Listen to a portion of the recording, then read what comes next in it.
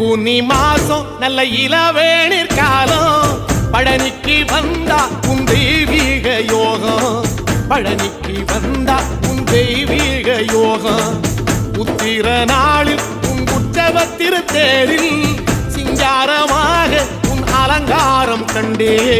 அலங்காரம் காண நான் ஆனந்தமானே கைலாசன் மகராசா உன் வாசல் வந்தேனே குளிரான பன்னீரால் அபிஷேகம் கண்டேனே